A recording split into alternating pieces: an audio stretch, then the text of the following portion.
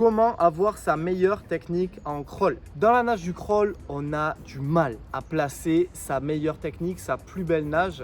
Et dans cette vidéo, je vais te montrer comment faire. Les principales erreurs sont les suivantes. On a tendance à nager trop vite ou à l'inverse trop lentement pour placer sa meilleure technique. Souvent, on a aussi la pression du chrono. Sous la pression d'un chrono, on va avoir une nage qui se dégrade. On a aussi beaucoup de mal à penser à 1000 choses à la fois et ça coûte sur notre technique. Et bien sûr, on ne pense jamais à consacrer un moment à l'entraînement pour se placer. Et dans cette vidéo, on va voir comment avoir sa meilleure technique dans la nage du crawl. Au programme, on verra comment se servir des éducatifs, des exercices pour placer sa nage en début de séance. Ensuite, en deuxième partie de la vidéo, on verra comment le fait de nager vite te permettra de nager mieux. Et enfin, troisième partie de la vidéo, on verra quel est le meilleur ratio entre le nombre de coups de bras que tu dois faire, la vitesse que tu dois avoir pour placer ta plus belle nage, la plus esthétique, la plus gracieuse, la plus en glisse. J'espère que le programme de cette vidéo te plaît. Regarde cette vidéo jusqu'à la fin pour ne pas manquer les exercices que tu pourrais effectuer pour placer ta plus belle nage. Si le sujet te plaît,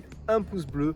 N'oublie pas de t'abonner à notre chaîne YouTube pour retrouver toutes les prochaines vidéos. Et marque-moi en commentaire si tu vas essayer les prochains exercices, cette méthode pour atteindre ta plus belle nage en crawl. On est parti pour la vidéo. Partie 1, les éducatifs. Les éducatifs, c'est des exercices différents de la nage complète qui te permettent d'améliorer ta nage complète. Donc, il est très intéressant d'effectuer des exercices de placement, on appelle ça des éducatifs, pour justement travailler ta nage complète. Et les éducatifs, il y en a énormément. Tu peux retrouver des éducatifs pour la respiration, pour la longe, pour les battements, pour la prise d'appui, pour ta rotation de corps, pour le placement de ta tête. En tout cas, il y en a pléthore. Ce qui est intéressant, c'est de savoir quel éducatif te permet d'avoir des bonnes sensations sur ta nage complète et quels sont les éducatifs également qui te permettent de corriger tes erreurs dans la nage du crawl. Tu peux retrouver tous les éducatifs dont tu as besoin dans mon club en ligne. Le lien est dans la description. Et tu peux t'amuser à les placer en début de séance justement pour placer ta nage et commencer sur des bonnes bases. On peut faire un petit jeu tous ensemble. Marquez-moi dans les commentaires quels sont les éducatifs que vous préférez. Ça donnera sûrement des idées à d'autres personnes qui regardent cette vidéo. Deuxième partie, nager plus vite pour nager mieux. En gros, tu dois trouver ta meilleure synchro. Et souvent, il y a un petit jeu de rythme qui va se mettre en place. Soit tu nages trop lentement et dans ce cas-là, tu passes à travers tes appuis. Tu as tendance à ne pas trouver de sensation dans ta nage.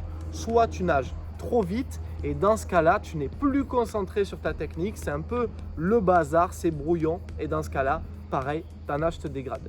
Il y a un juste milieu à trouver en termes de vitesse, en termes d'allure, dans lequel tu dois nager ce qu'on appelle vite et souple. Nager vite pour placer des bons appuis et ne pas passer à travers le milieu aquatique. Et nager souple pour être suffisamment concentré sur ta nage, avoir un beau retour, un beau feedback dans ton esprit et être capable de bien placer tes gestes, bien allonger, bien faire ton battement, le bonnet, la tête, la respiration, ainsi de suite. Donc, essaie de trouver ton allure vite et souple qui te permet d'avoir les meilleures sensations de glisse pour ta meilleure nage.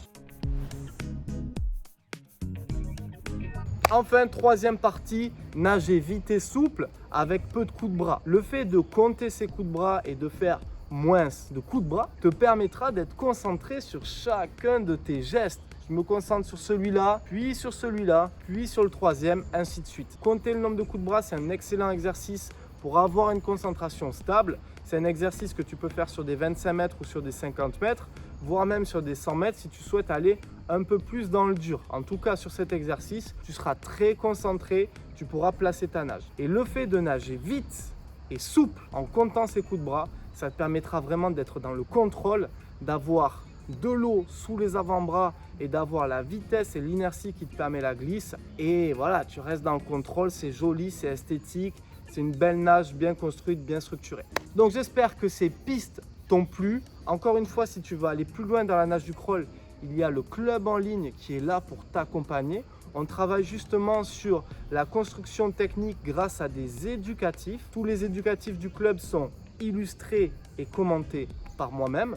Aussi, tu retrouveras tous les tutoriels qui vont t'expliquer chaque thème de la nage du crawl et bien sûr tes séances PDF à télécharger et amener à la piscine pour ne pas avoir à réfléchir sur la construction de tes séances. C'est pour tous les niveaux, le lien est dans la description. On se retrouve très bientôt pour une nouvelle vidéo. C'était Malcolm, ciao!